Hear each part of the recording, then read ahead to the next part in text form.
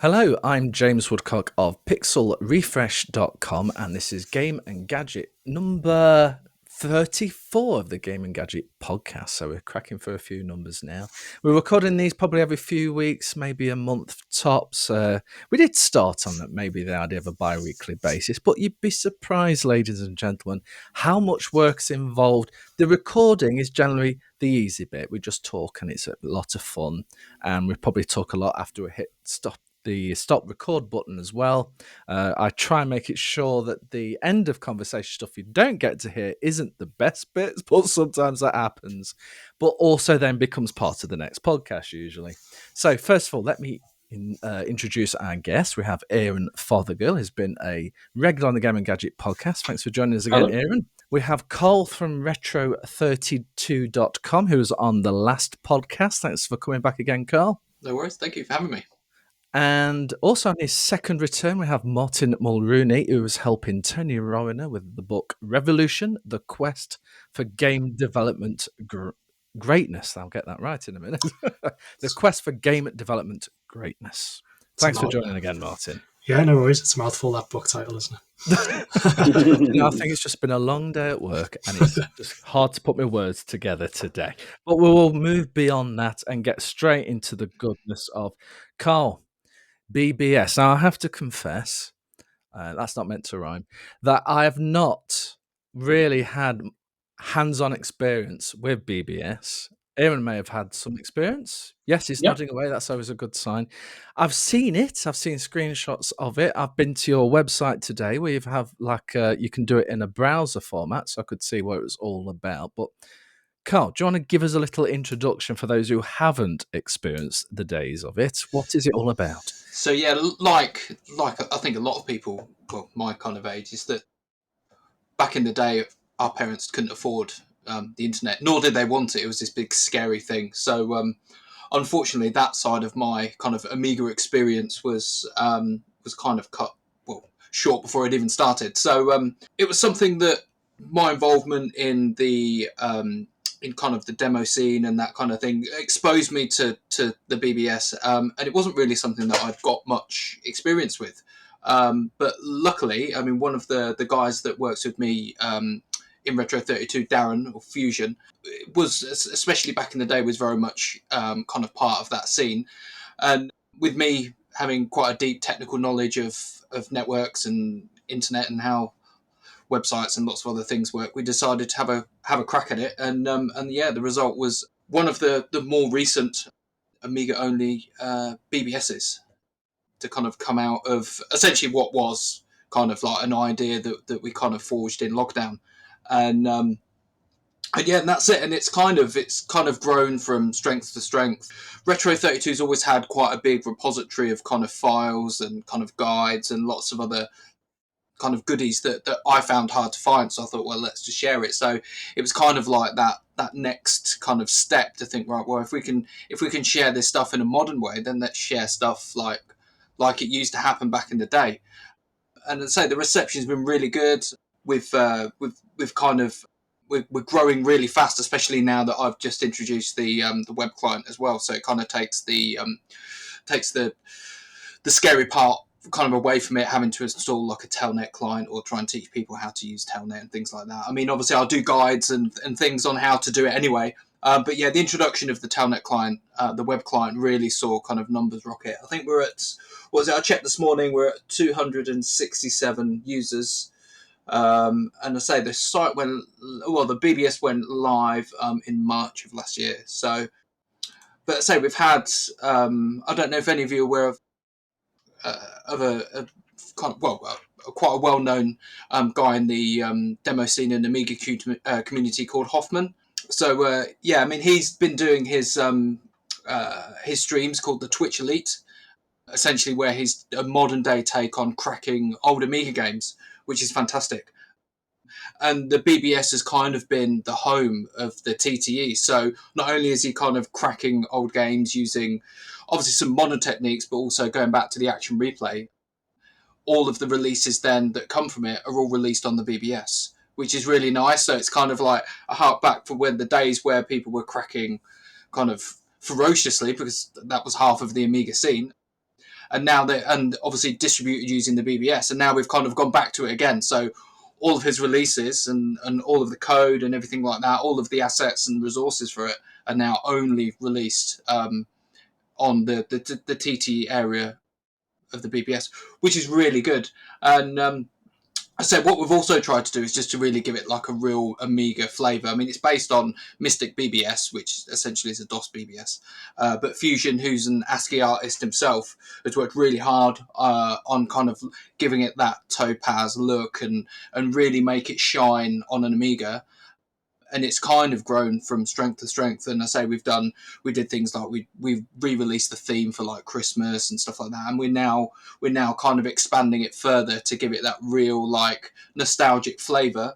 And it's kind of kicking off, and we're kind of like trying to encourage other kind of people from the demo scene and anybody from the retro scene to kind of make it like a home for releasing music and other kind of like assets that kind of, because they're so widely available and easy to kind of consume these days, just adding that kind of nostalgic method of obtaining them, in my eyes, it kind of gives it back that sheen, rather than just going to a website, clicking download or clicking a Facebook link. You kind of say, well, if you want this, you've got to access it from the BBS. And it is a real nice, authentic BBS experience. Obviously, it's not hosted on kind of real hardware. It's actually sat behind me in the corner there. But as I say, it gives you it's a real nice like nostalgia, especially when you're accessing it from real hardware, and especially if you're using something like a Plip box, it's really slow, and like it really does. Like I'm like thinking, this would take seconds if I was downloading it from like a Windows client, but some of these things like take a minute to pull from my Amiga 4000 with the Plip on it, and I'm like, I like this. I like sitting here having to wait for it like back in the day. If only it dialed up, really. If only it dialed up. Let's say it's a bit of a full Yorkshireman sketch. Minute, you lucky. So, Aaron, back in the day then, how would you have utilised something like this to put into some kind of context with this modern usage? Well, when I was actually doing Amiga programming, that's the first time I actually started to use anything like BBS and sort of stuff. But it was rare because back then there was a bit of a country divide thing. In the UK, we tended more like to have a hard drive and know a guy down the street or somewhere else in town who you pop round and you'd have a room wall to wall with discs, and they'd all be cracked versions. And basically, what do you want? It's here, that was sort of a sneakerware BBS basically for the data side of it, and the actual getting hold of a modem and stuff in the UK, because the UK was so expensive to get online. And this is back to the same problem, because you have to pay per minute for your access to online services, because that's the way it was back then. A guy I worked with hadn't taken any vacation at work, and he got 2 weeks off, and he went online for 2 weeks without realizing his mum's bill was being clocked up every minute. Oh dear. Because he didn't know it was per minute. And it cost him more than actually going to the Bahamas for a week or so, And also the thing is, and also just on that one as well, is that back in those days there was no mobile phone. So if you're in a family and you've got one telephone line, essentially at that point nobody else can get calls. So people would pick up the phone and be like, oh my God, what is that? And then not only would it cut your transfer, you've just missed someone else because they can't get, Nan's tried to ring. She couldn't ring the other night to tell me the news because you were on the internet. So it's funny how it's always a grandma, isn't it? Because I remember my first dial-up modem, it was exactly the same scenario, because they got into this regular pattern of ringing maybe like 6 or 7 p.m. And then I got my dial-up modem, I'd dial up and it would do 2 hours before it would cut you off, and then you'd have to dial up again. And she was complaining so much that my mum's name is Irene. She'll go, Irene, I can't never get through anymore. What's going on? I keep getting engaged. And as you also say, if you pick up the phone on the same household, on another phone, because it's all showing the same line, you get all the lovely dial-up modem sounds. the data transmission sounds as it's occurring, and then it would probably cut you off as well. For It messes up your transfer. Yeah. And we only just got to the stage with the Amiga and the ST. We got to the stage where we weren't sharing the family TV for the computer, at least by that point. So, basically, if you had a computer kid in your house, he was like a resource hog for every single bit of technology in the house. Yeah. So, and also going back to that, we had, obviously, I wasn't kind of exposed to anybody kind of with the wall of Amiga games, but we used to have a guy at the, because I lived back in Peterborough then, and it was a guy on the market stall who was selling kind of like public domain discs. But then if you said to him, "Oh, what else have you got?" and he'd kind of look around, he'd go, "Come and have a look," and then he'd literally slide out a tray from underneath the table, and it would literally be like 500 copies, and then he'd go, "Right, and here's a list, take it away. If you want anything, come and see me next week." So I'd say Piracy was prolific, but also I did spend all of my pocket money on boxed games as well, so I was certainly no stranger to that. And public domain discs at the local, I think the computer store was Duval's in Peterborough, which is actually still there today. But yeah, they had a massive Amiga and PD disc library on their counter as well. So and where I was in Devon, the guy on the market stall just had all the Wares stuff out on display. Because the local police were absolutely bloody useless. I managed to at least get my titles pulled off his stall by harassing him enough with the police. But the police said, "Oh, it's a civil matter," and it's not. It's a criminal matter. It was at the time anyway. Technically, it was a criminal matter, but they wouldn't do anything unless he was committing fraud, and he had somewhere along these are backup copies. Is the usual disclaimer everyone had, and it was really disheartening because it was like the thing is, the piracy was a natural thing, especially around with the Amiga and the ST. By that point, it became a normal deal, and there were good sides of it, but the bad side, if you were a smaller developer, was horrific, because it's like if you're EA, you can afford to have 90% of your customer base get something for free, whereas 10% of them are actually paying for it, because the numbers involved are huge.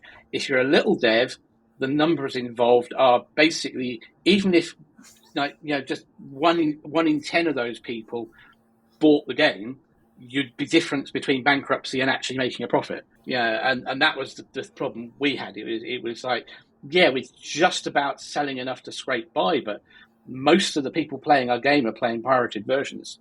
Yeah. And we were getting all the help calls from them as well. So we did have to double blow. We did have to start putting stuff in to make life difficult for them, unless they had a legit copy. What was that, like something like copy protection blocks or dongles, like physical protection? No, just being absolutely mean as possible. We had a book code, which is really basic. Sort of, if you've got the manual, you play the game, but it doesn't do it immediately. It waits until you're 10 levels in, and then asks you for a certain couple of words from the manual. Page such and such, line such and such, words. No problem. Very easy if you've got the manual. If someone's cracked the game, they don't know when typically what the guys doing the cracking at the time would play the game very quickly to test if the crack worked or not. And initially, it would look like it worked. I mean, Jetstrike, for instance, you can play the game right up to level 10, which is by the point you're seriously starting to get dedicated. Just to get to level 10 on that game was fairly challenging. So for all intents and purposes, it looks like any sort of level of cracking has worked. So, right, we'll release that, no problem, And then, there's Johnny No Mate playing his cracked version and everything, gets to level 10, the book code thing comes up, oh no, but it's cracked, so I don't have to worry, and it doesn't do anything until you get to level 15. At level 15, as soon as you're above a certain altitude, it will go, "Die, you pirate bastard," and lock your controls and have you float straight into the ground. That's funny you say that, because obviously I was always been heavily into kind of aircraft and stuff like that as a kid. Jetstrike was one of my most favourite games as a kid, but again, unfortunately, it was a copy disc, but I could only play it up to the end of the first disc, and then it would lock myself out. Yeah. But now I do have two physical copies. I've got it on CD32 and boxed as well. So, right, there's a specific problem with the CD32 version though, which is really annoying because the original version that was released through Rasputin on the Amiga had a bug around level 100 or something, which was a fatal bug because they took the gold disc. We were trucking out gold discs after gold discs to get it done. The process with Amiga, with Commodore at the time was really hilarious in stuff going backwards and forwards. And they published based on the last but one gold disc. So it was the wrong version. End result being one of the fatal bugs that we'd found and fixed wasn't fixed in the release version. So you can't actually get beyond a certain point. So the best version is the Grand Slam Gold compilation that's got Jetstrike, Nick Faldo's Golf, and another game or something on it, which has the fixed version. God, I'm just trying to... That's called Checks His Collection. I'm just going to have a look. Yeah. And I've got a knockoff copy of that because when I went on eBay to try and buy... Because we never got copies of our own games half the time, which was really annoying. And I managed to get... I went back on... When eBay first started going on, I had a bit of a binge of buying things off eBay. I found a copy of the Grand Slam Gold version on eBay. I thought, oh, I'll have that. And I got it. And this is so obviously a knockoff copy. But hey, CD32 version, there's no copy protection because it was practically impossible at the time. It wasn't financially possible to do quick knockoffs until later on, because disc burning was so expensive at the time. Here's a question then. So, Jetstrike. I played the absolute death, obviously only the first disc. And once, when I was flying, I got abducted by aliens, and then I got their ship. And I was asking this question not that long ago on Facebook to say, does anybody know what... Because this is something that I'd love to recreate. Does anybody know what or if I can recreate it, or whether or not it was completely... Do you imagine it? No. Well, that was the intent. The idea was we put it in deliberately, 1 in a million chance above a certain altitude, flying a specific direction. The idea is... Get my notebook out, I think. that we knew that given the number of potential people playing the game, a 1 in a million chance should have 1, maybe 2 people in the initial couple of months find it. And we keeping our fingers crossed that someone did. And one week in Amiga Power magazine, the letters, someone writes in and says, this weird thing happened to me when I was playing Jetstrike. And the Amiga Power guy said, no, that's bullshit. That can't happen. That's silly. Don't be silly. So, of course, we get to write in and we get to tell them and get another load of column inches. So we end up with 2 extra bits in Amiga Power on the basis of this Easter egg. Because we said, actually, it's true. It's just very, very rare. And that was exactly what it was designed for. And if you're above a certain altitude, and it's quite a high altitude as well, you've got to be flying straight and level, 1 in a million chance any given tick. It's not like per frame or anything, but you should, if you do it a lot, you will get it.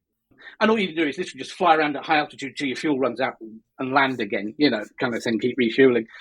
And this alien will come down, accidentally knock your plane out of the sky, you'll eject, and say, ever so sorry, all my flight. Here, have a go of my plane for a while. And you get to fly the alien superfighter. Yeah. And if you look on the list of aircraft, when you've got the aircraft selector, there is one missing normally. And that's specifically for the alien superfighter. Oh, can it be unlocked then as part of the game, or is it essentially that's the only just way put there as a... What fantastic! A re-release of it with that plane available. That would be so good. Well, the crazy thing is, but since we did Jetstrike, a lot of legal stuff started happening with people doing aircraft games and stuff like that, and car games as well, where the manufacturers, including the guys who built World War II aircraft, started suing people over the likenesses of their rights.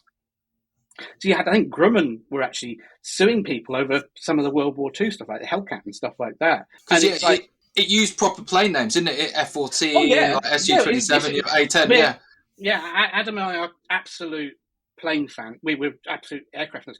I was running the Amos Club at the time, and one of the people who was calling in for programming help was a guy from British Aerospace, who helped me get a bit of extra information on, I think, on a couple of the air-to-air missiles we were using.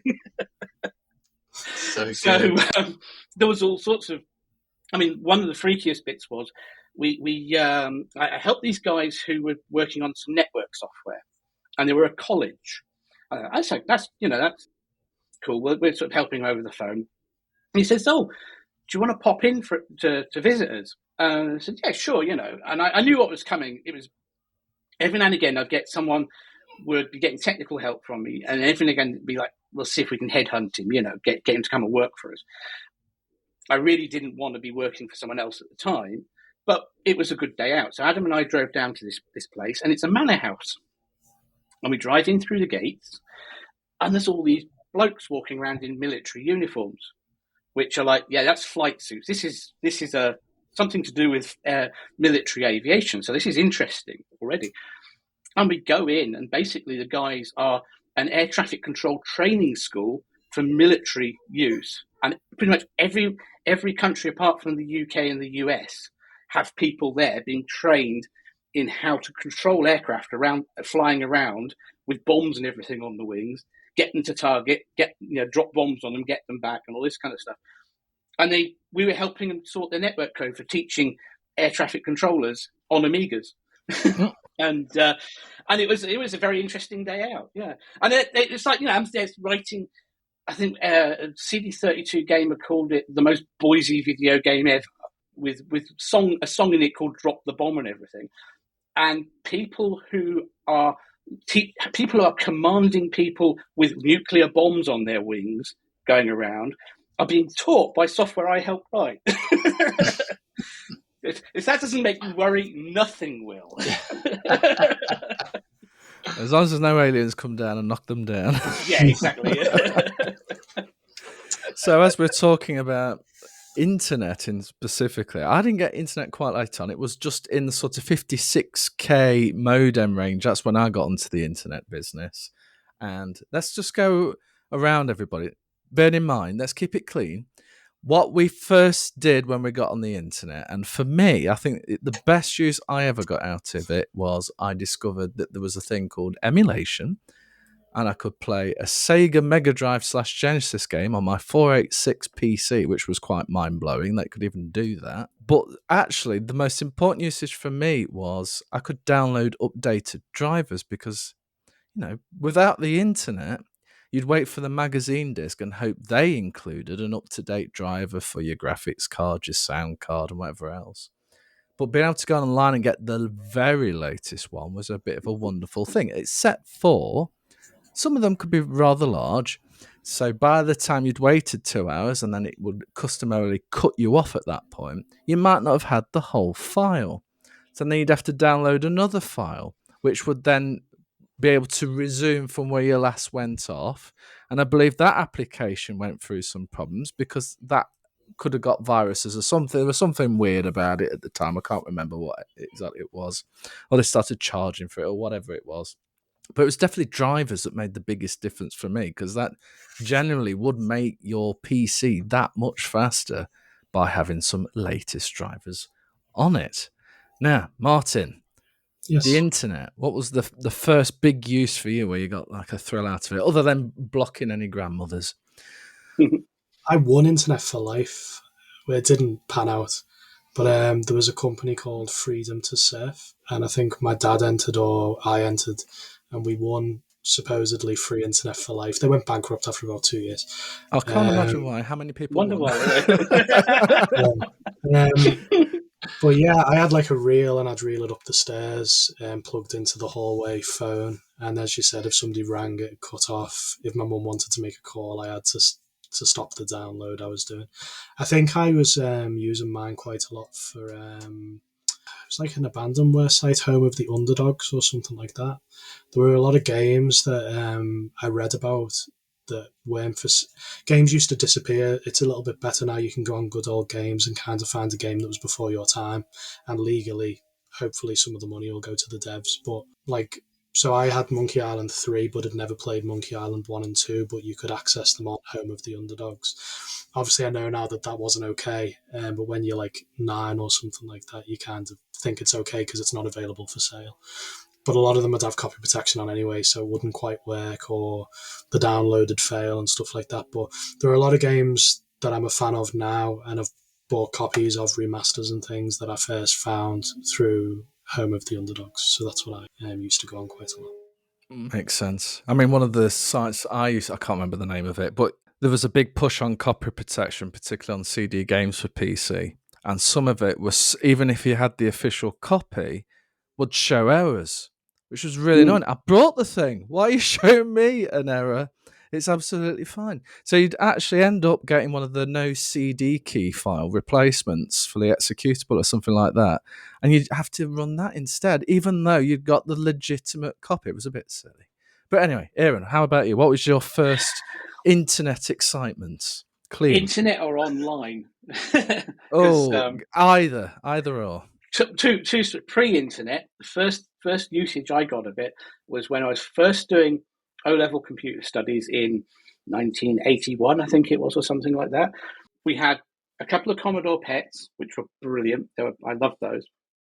And we had this terminal link to Farnborough Tech,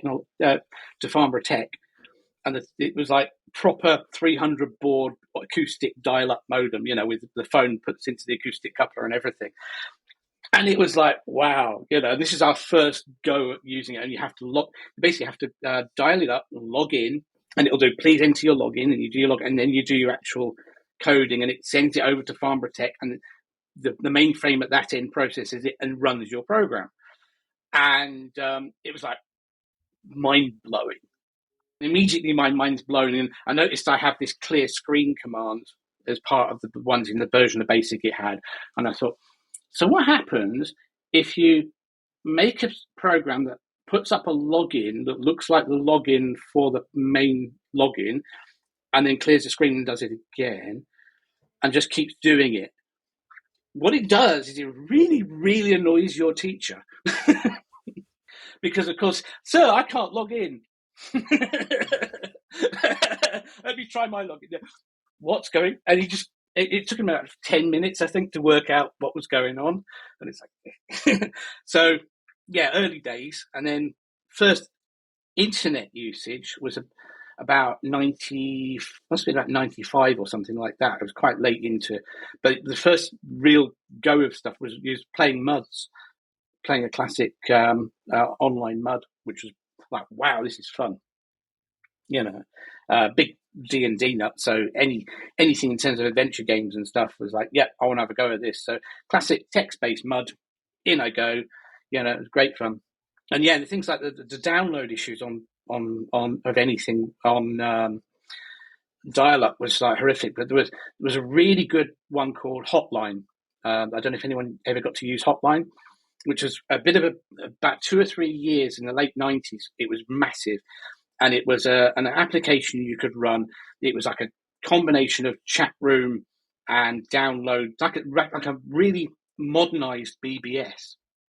And you could reskin it and everything. You could do all sorts of really cool sort of stuff. And it worked really, really well, because one of the things it did have is you could resume downloads on it. So if your download was interrupted, it could continue from whatever last data it got to. So even if you had very low data speeds, it was great for that. Yeah, one of my favourite downloads would have to be Winamp, which deserves a podcast all on its own, I think. But rather than whipping the llama's ass, Karl, what's it? If anyone knows the context, that's a Winamp soundbite. Just trust me on that, okay?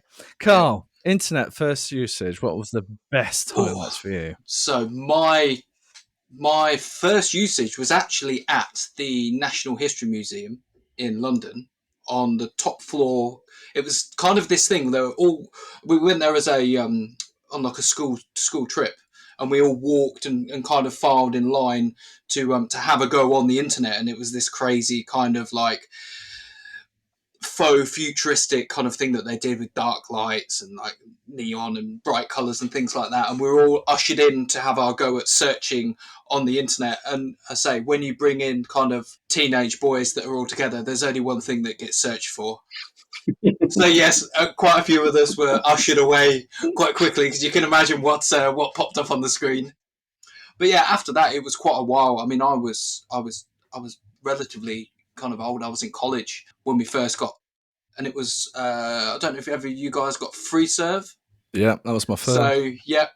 So and then we had a shared account, and I remember specifically remembering all of the account details to jump on it. And that was, I think, when it was, if you got a specific phone contract, you could be on for a penny a minute, I think was the thing. But so I wasn't at that point. I'd already kind of let go of a lot of my Amiga roots. That was kind of all gone, and I was heavily into kind of PlayStation. So unfortunately, my earliest Amiga experiences was obtaining music, which was a bit naughty. I did buy a lot of music, but the thing is, as a young man of limited means, it was quite prolific. It was kind of like the new like game copy kind of era that, and because obviously your download speeds was so small anyway, it meant that you could get a track in, I don't know, 5 minutes. And I say, especially as like MP3s and things like that had started to become, and obviously like Winamp and things, it was crazy. And as I say, it was obviously a lot of people did kind of like the AOL chat rooms, and I did a lot of IRC as well. But yeah, unfortunately, it was a lot of music and not a lot else, to be honest with you. So, but the bit rates of those MP3s could be pretty terrible. Indeed, yes. Even when you had downloaded it. And my 486 PC couldn't even play them back without stuttering. So it wasn't until I got a Pentium that it was actually viable. But again, it was like one of the things was the fact that when people started illegally or whatever downloading MP3s, and the way they downloaded and what they downloaded very heavily influenced what Apple did with iTunes, because all the record companies, the deal from them was, if we're going to do a legal way of downloading albums, it has to be you buy the full album. That's it. And it has to be only the current ones. We don't want to sell any back catalogue or anything like that. And Apple went to them and said, look, people aren't downloading that. They're downloading their favorite tracks. They're downloading these old tracks that you don't sell anymore. They're downloading all these things that they want, and they don't download albums because they're not interested. They're just interested in these songs. So we're selling them as songs. And if you don't do a deal with us, you're just going to lose the whole thing. And fortunately, the record companies did do a deal, and it kind of escalated from there, basically. Yeah. And they did a thing after that as well. Yeah, they did a thing after that, which was pretty clever, where I think we called iTunes Match or something like that, where it would look at your existing music collection. So if you were a person who had very low bit MP3s, you'd run it through iTunes Match, and then it would give you the higher quality Apple version of that. Yeah. And it would then legitimize that track. It was and very you'd cunning. pay like a subscription to be using iTunes Match. So the record companies kind of got whatever naughty deeds you had in the past, had some sort of remuneration for that, and you got a much higher quality file in return for it. It was very, very, very cunning, that, because, of course, in the original days of iTunes, it's a purchase system, because the record companies didn't want a subscription system. They wanted you to buy stuff so they could sell you it again later. Because, I mean, there were albums I bought on iTunes that I already had on CD and vinyl. And basically, if they'd been on the wax drums, I'd probably have had those too.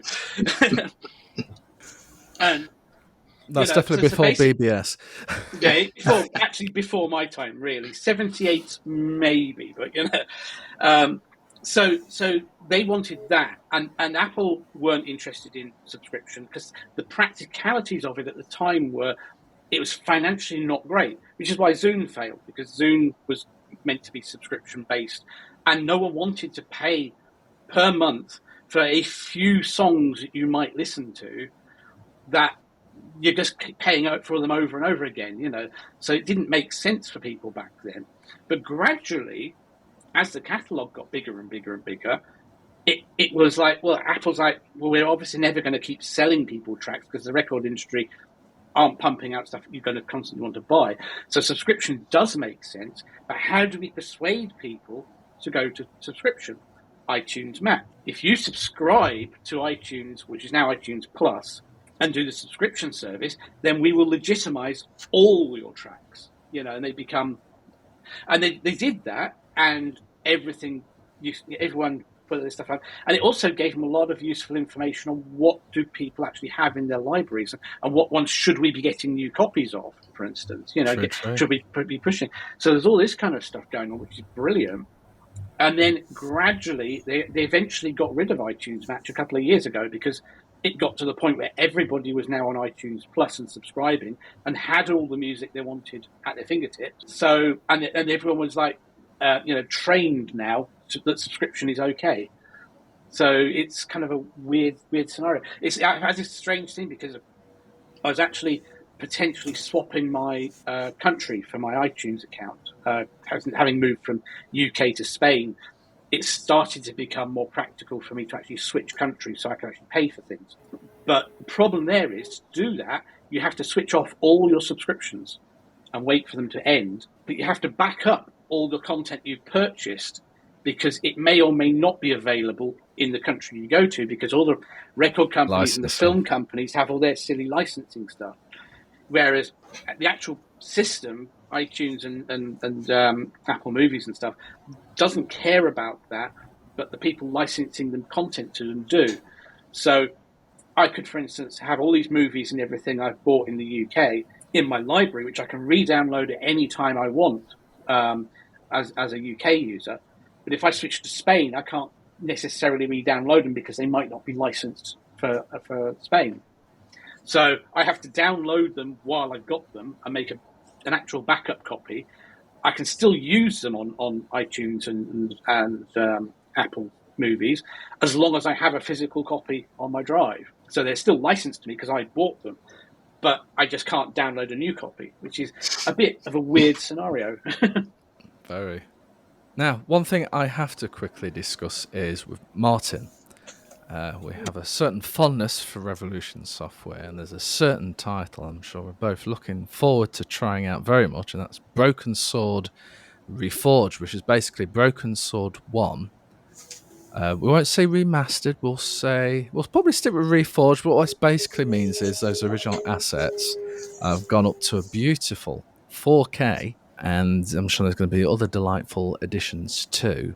But certainly point-and-click adventures, Broken Sword 1 is right up there for me.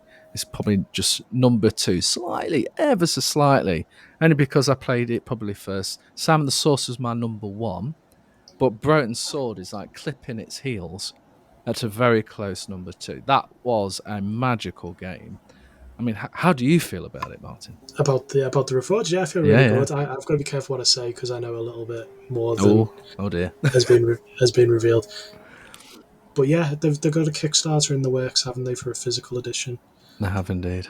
And I think that they did a trailer last year that kind of showed Broken Sword 6 and Broken Sword 1 Reforged. Yeah, I'm really excited about it. I think I'm excited at the moment because I'm currently playing the Tomb Raider trilogy that's just been released, where you can switch between the old and the new.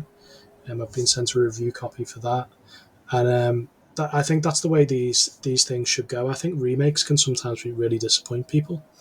I think if you take the bones of the original game and you can switch with the touch of a button, it's the best of both worlds. Because if you don't like the way the new thing is being redrawn, or a lot of people weren't particularly happy about the way Monkey Island was remastered, but if you didn't, you could press the button and go back to the way it was. But I think they're getting a bit more sophisticated now with the use of AI internally.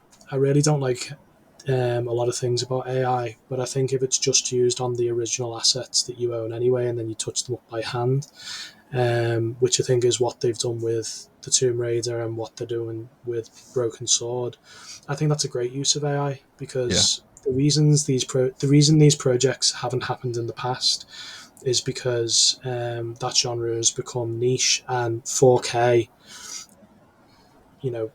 it's not pixel art anymore. That's an expensive thing to do, right? That's almost with Broken Sword. That's like an animated film. And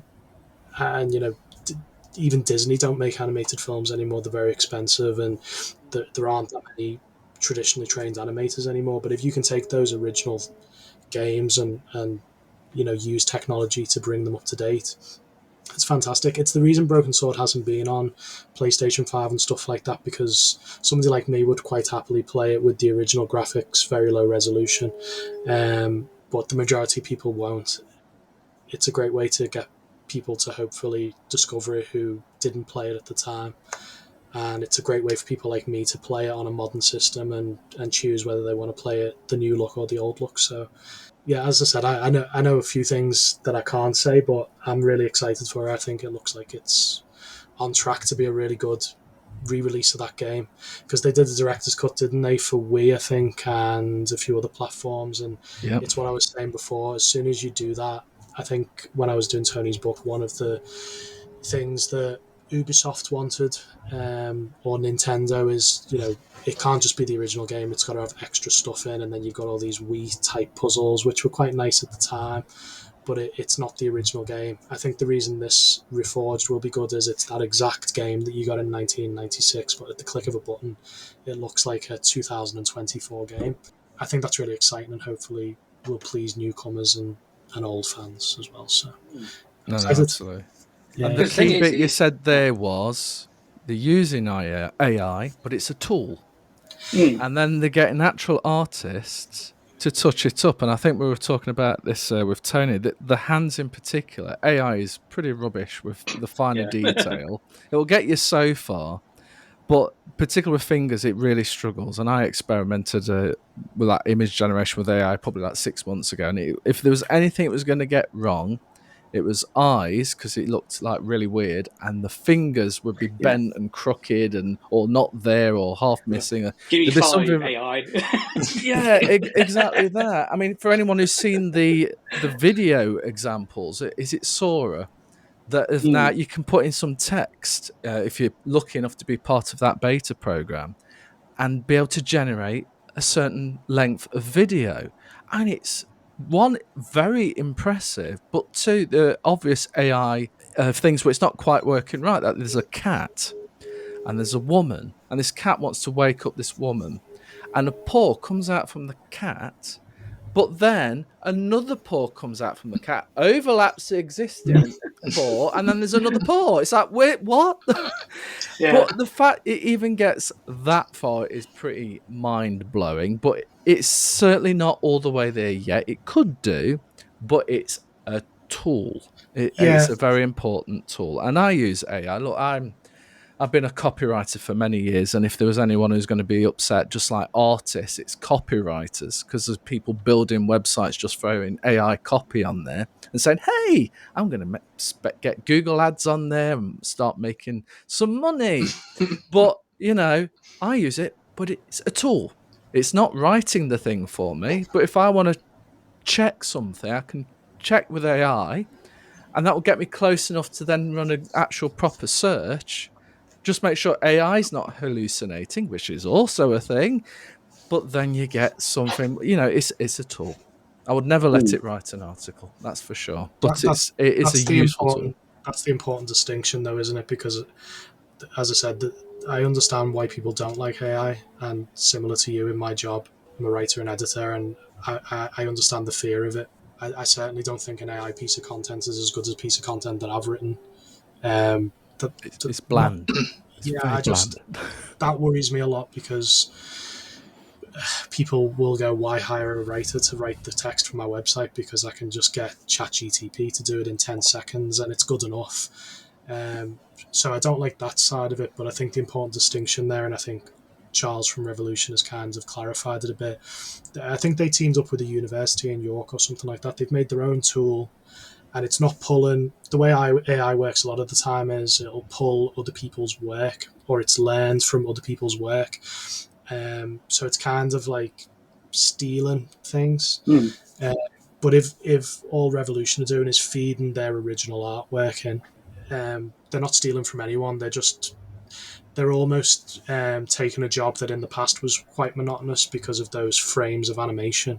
Somebody would have to go frame by frame and, do the colors, correct things. If the AI can take your originals, all that painstaking work they did in 1996 and get it 80% of the way there, and then the animators who are there now just do the 20%, I don't see a problem with that at all. I think it means it exists, doesn't it? If the AI wasn't used, they probably wouldn't be doing it because it'd take them 10, 15 years to do it in 4K. So it's an important distinction, though. I think a lot of people just see AI and think the worst.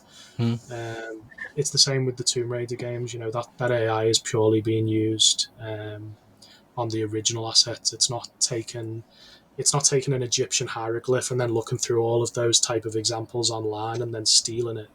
It's just taking that original very low res texture and making a guess what it would look like, and then they have to go in and fix it. Yeah, there's definitely I mean, the thing is, really, most AI despite the term being it's not artificial intelligence as such, it's just very clever copy paste. It's trained copy paste to copy and paste from whatever it's been trained on. Which, as you say, if you train it on your own stuff to take the monotony out, it's the same as your artist learning to copy and paste stuff. So it's a useful tool. If it's copying and pasting from everybody else's stuff without actually, it doesn't understand what it's copying and pasting is the problem. Which is why you get, people with 8 fingers and, puppies all spawning out of a spot where it's supposed to be 2 puppies playing kind of thing and so on. Because it doesn't understand the concept of them. It only understands that it's seen pictures like this and seen videos like this and seen text like this. So it's quite happy to copy and paste it, which is also why it gets so bland in text, for instance. Well, a great example of... So Broken Sword, the original animations on like the sprites on George and the characters, they were 12 frames a second, which sounds really, really low nowadays, but because of the low res nature of the game and stuff, it looks very smooth. And a lot of animation use that trick. I think they call it on the twos, is it? Yeah, but if you imagine now with the 4K one, they're going to want that 60 frames a second, right? That's what everyone goes on about. We want 60 frames a second.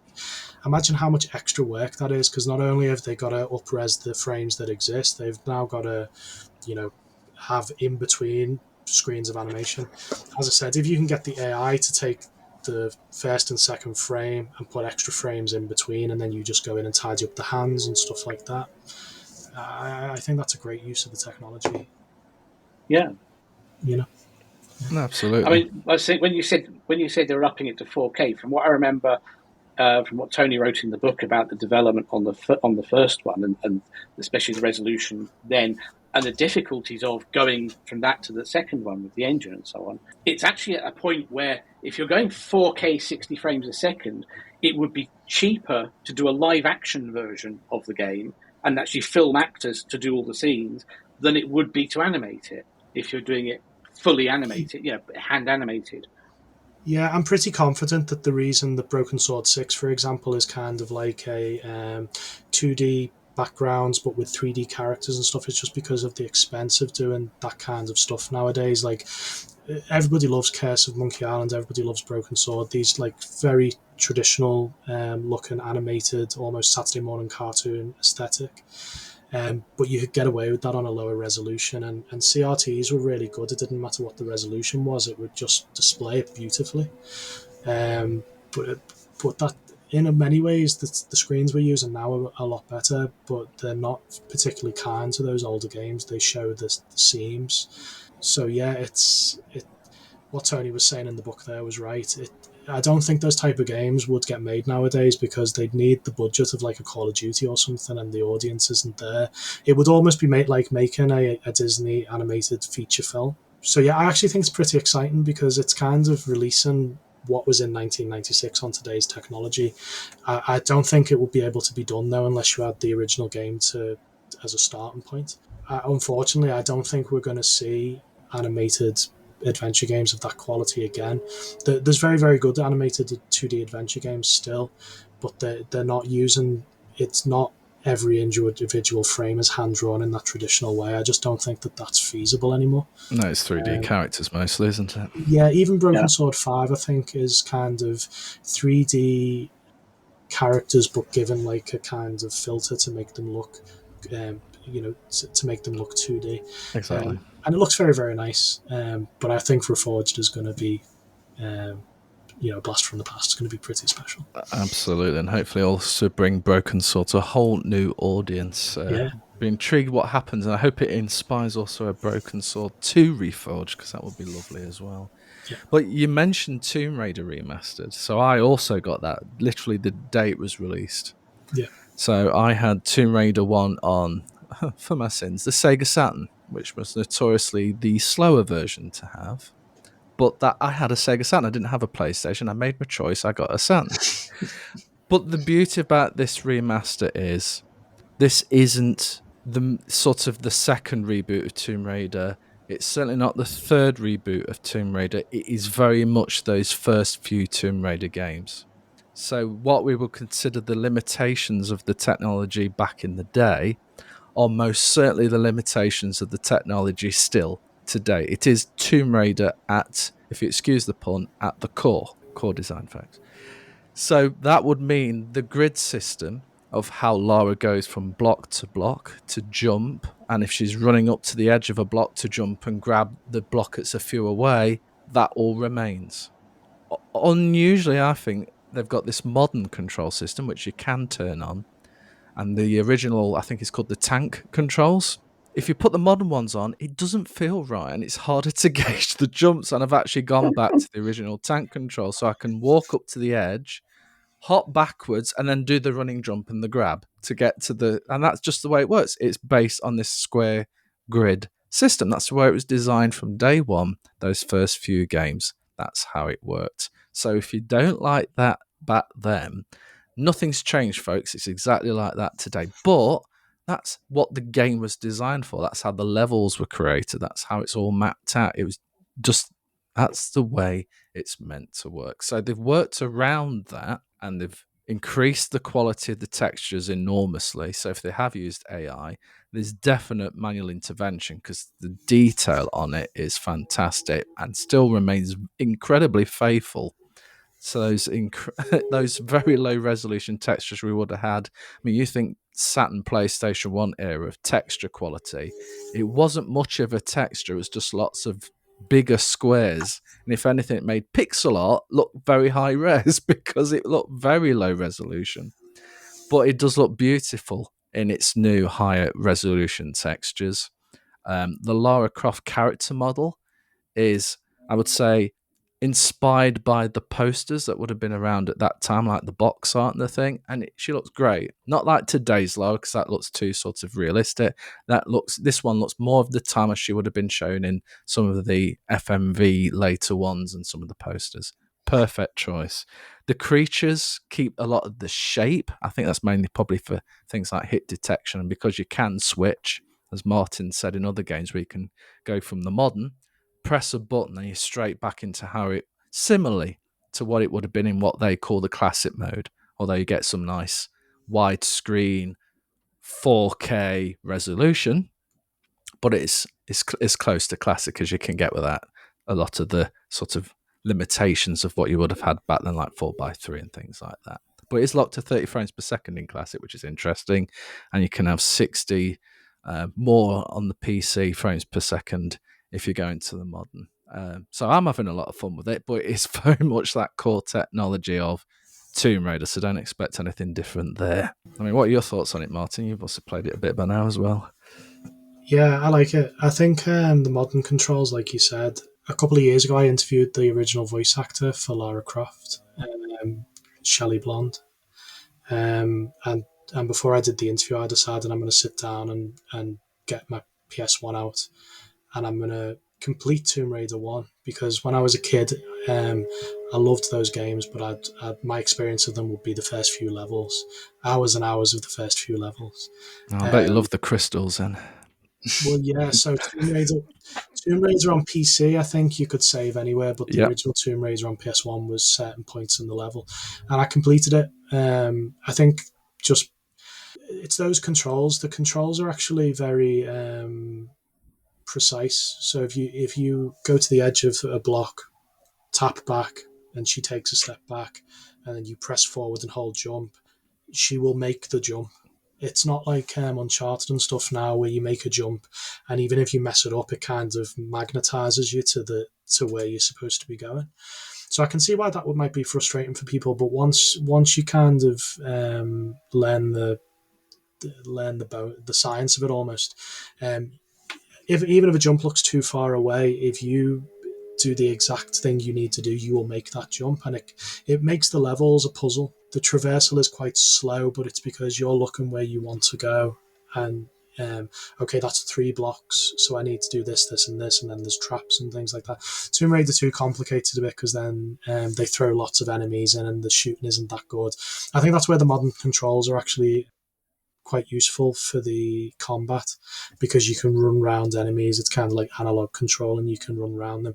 You can use the modern controls and still do the jump back and things, but I think you have to draw the guns out, and then it kind of almost it puts it back into that block system. But I turned the modern controls off. I've got too much of the tank controls ingrained in me. Yeah. That I'm pretty good at it. I can run around the levels and it's quite smooth to me.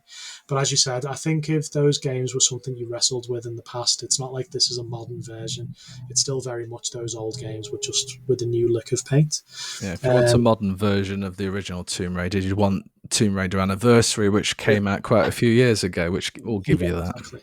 But I mean, the thing to remember is, and it goes back to a lot of the stuff that Tony has introduced me to, because a lot of the event that we went to, James, was obviously the games before my time. But a lot of games used to be just 1 or 2 people in a bedroom or at a dining table making a game. And Tomb Raider wasn't that far off that, really. I think it was 6 or 7 people in core design in like this tiny old house. And you finish Tomb Raider 1 and the credits come up and it's a single screen and it's just a list of 6 names or whatever. And I think gaming's lost that a little bit. So yeah, I think it's quite nice that stuff like this is coming back, and it must be nice for those original developers.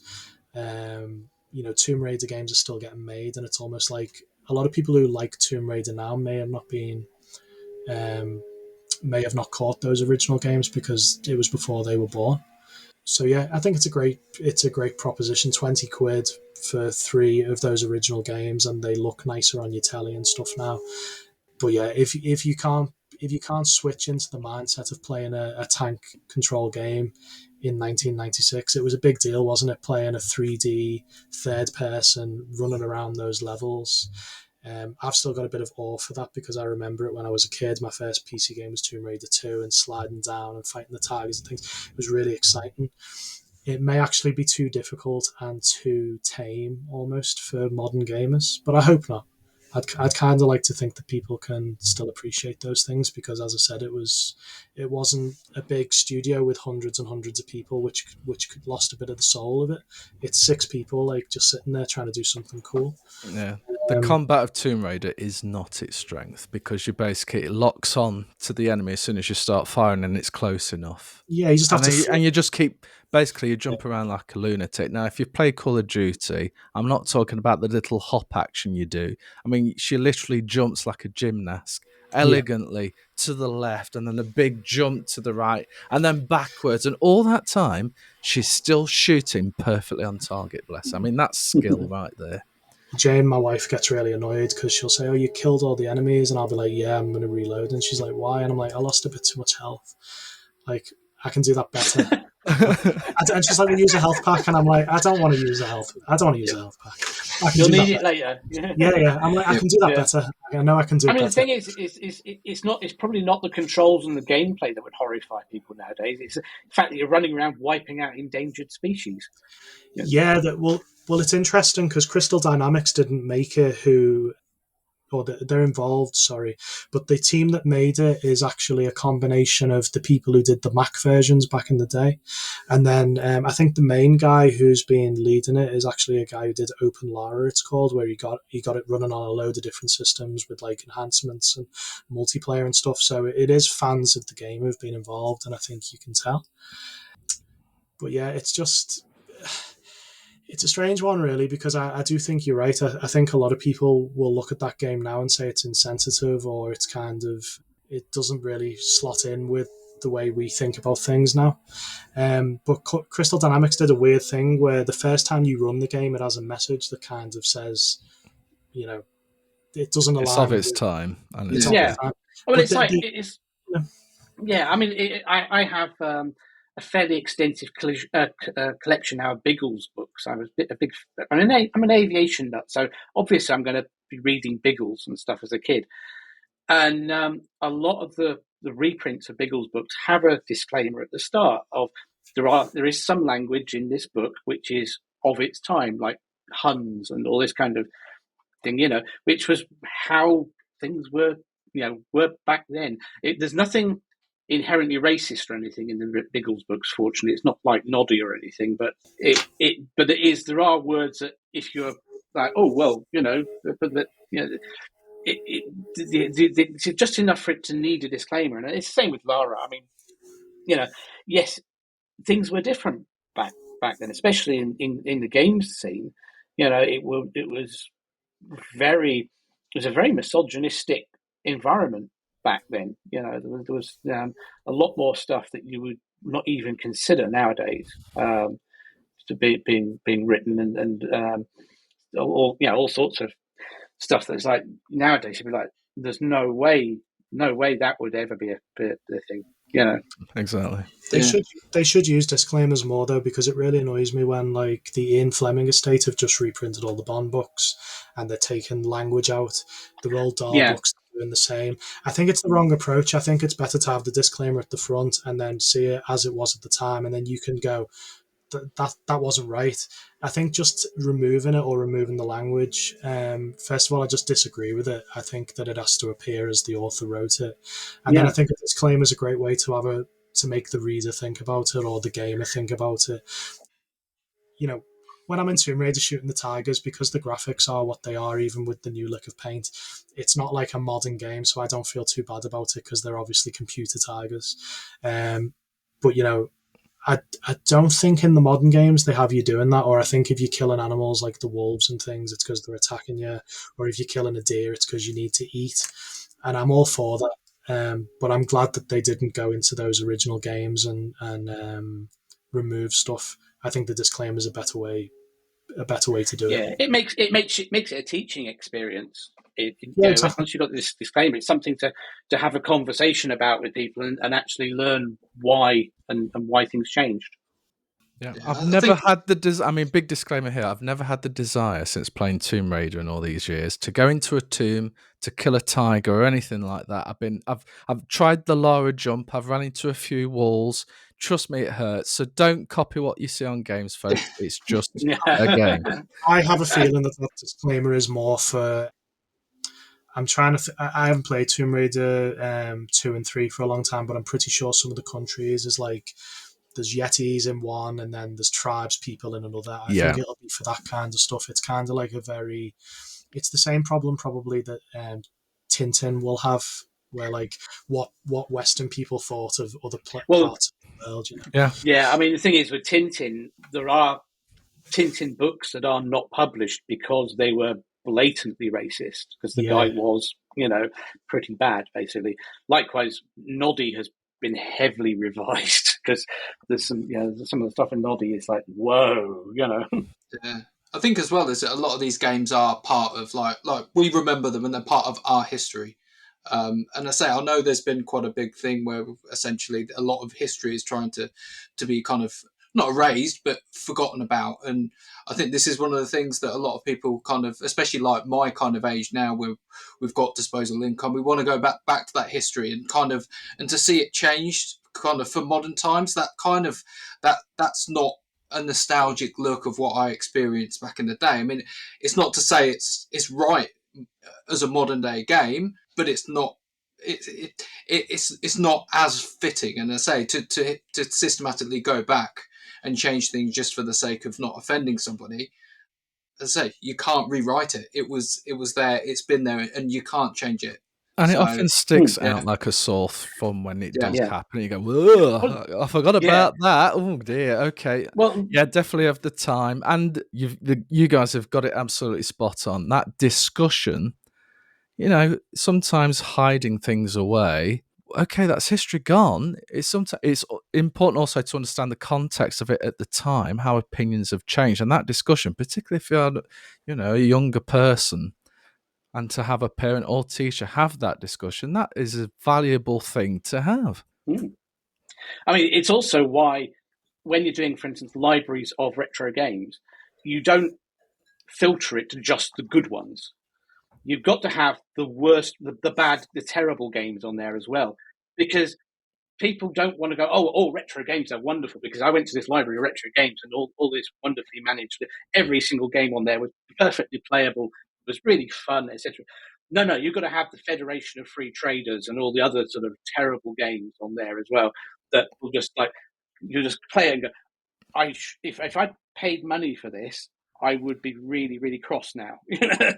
Yeah, I think that's one of the reasons I don't like a lot of the curated systems, like Evercade and things like that, because I say it's if you've only got the good stuff, you don't appreciate. Well, no. So if you've got no bad stuff, you don't appreciate there are some real gems, and I say especially like in my experience with the Amiga, there was some absolute trash. And I say, especially considering that it was a 16-bit computer, a lot of the kind of the low value ports that came out of that era were terrible. I mean, you had things that would look better on the NES. So yeah, just kind of it's I say it's difficult when you go back. You like quite rightly, you don't want to just remember the stuff that was really good, because that wasn't as well. It doesn't That was give you not a part of it, was it? So picture of it. No.